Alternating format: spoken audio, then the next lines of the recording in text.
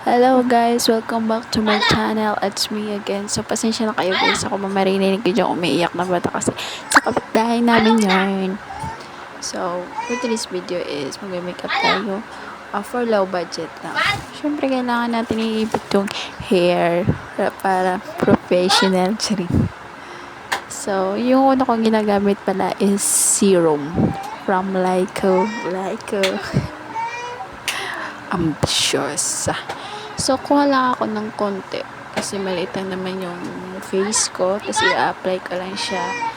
Then, mekos-mekos lang hanggang sa alam mo na yun. Damdamin ko wag mag-alala, boy, ay di karera. Hoy! Remix, charing. So, sa ngayon, inaantay ko siyang matuyo bago ako mag-apply ng foundation. Okay, tapos na. So, ipapakita ko sa inyo yung ginagamit kong foundation, day. Ito yung ginagamit kong foundation. Kita nyo. Iyon. Tagal na ka sa akin yan, day. At year na may ganyan, day. Ganyan ako katipid. So, habang inaantay kong matuyo yung pagmumukha ko sa wall mo. Okay, magbabalik ako. Pagbalik ko,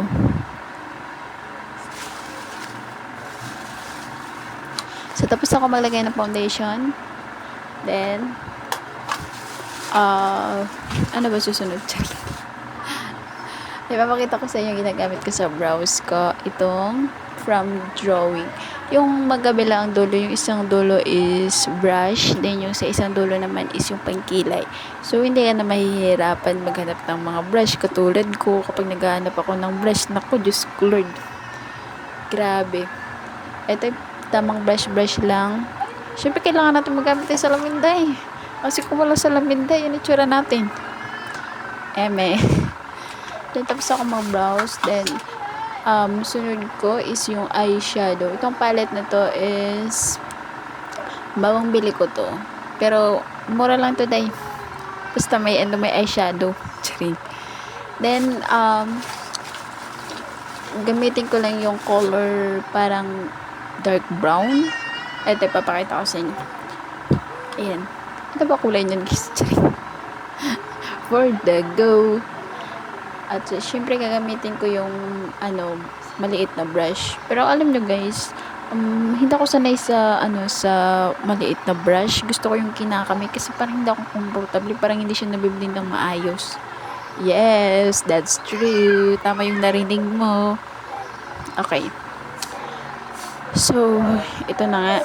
Hassle talaga to tay. Oh my god. Oh, charing. Salamat. So, i-apply lang natin yan sa pagbabalik ko. O, kompleto na yan. So, diba? Wala kang pake. Charing.